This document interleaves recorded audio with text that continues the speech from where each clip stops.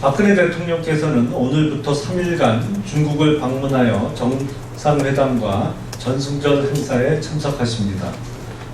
양국 정상은 이번 회담을 통해서 북한을 포함한 동북아 정세에 관한 폭넓은 의견을 교환할 예정입니다.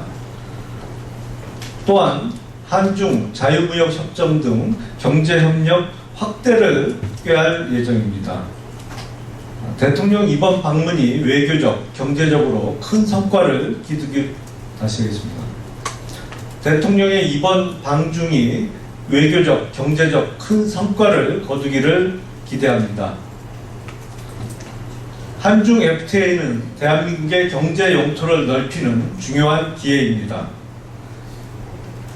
경제 효과를 극대화하기 위해서는 조속한 국회 비준이 필수적입니다. 협정의 파트너인 중국도 한중 FTA에 조속한 비준을 서두르고 있는 것으로 알려져 있습니다. 그러나 야당은 비준안의 심의를 위한 특별위원회의 구성을 요구하며 외통위의 회의 다시 하겠습니다.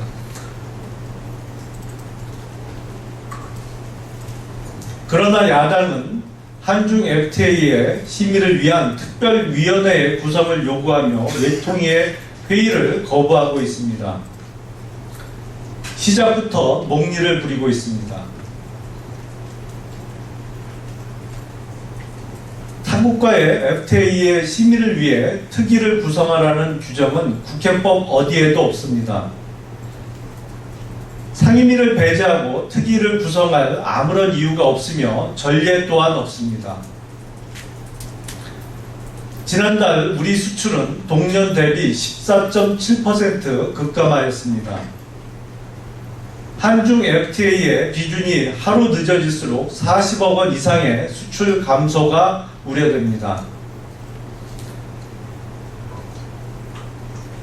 이럴 때일수록 FTA와 같은 수출 환경을 잘 조성하기 위한 조치가 필요합니다. 국익을 생각하지 않는 야당의 발목 잡기에 대한민국의 전진은 지체되고 있습니다.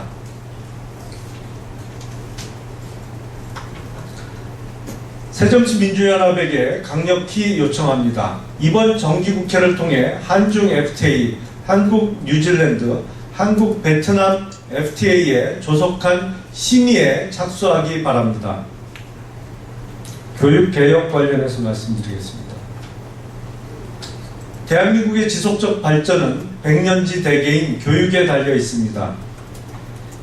이를 위해서는 4대 개혁 중 하나인 교육개혁을 반드시 이루어내야 합니다.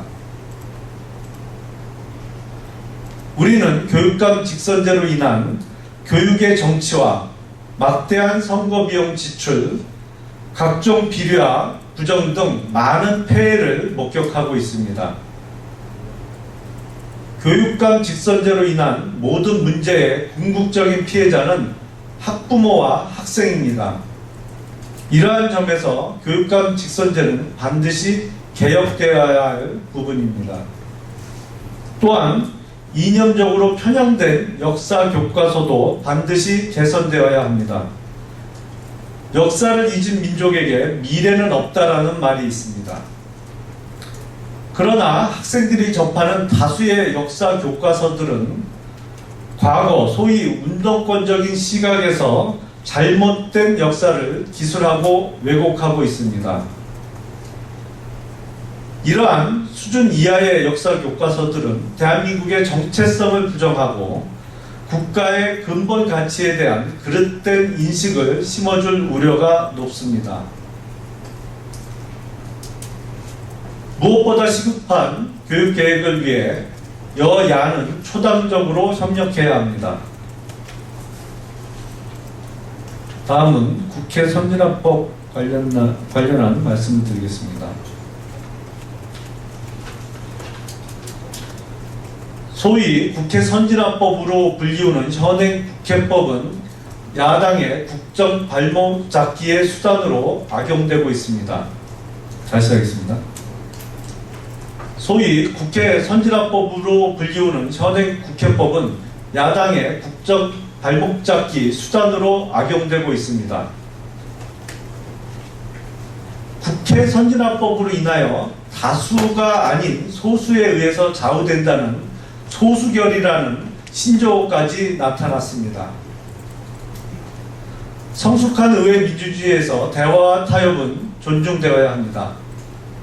그러나 그러한 과정을 통해서도 합의점을 찾지 못할 때에는 다수결의 원리로 작동되는 것이 옳습니다.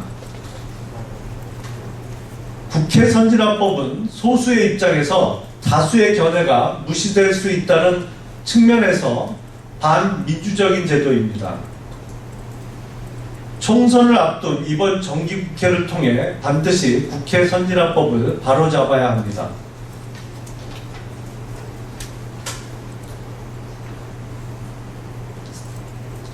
새정치민주연합은 대한민국을 위해 당리당략을 버리고 한중 FTA, 교육개혁, 국회법 개정에 적극 동참해 주기를 바랍니다. 이상입니다.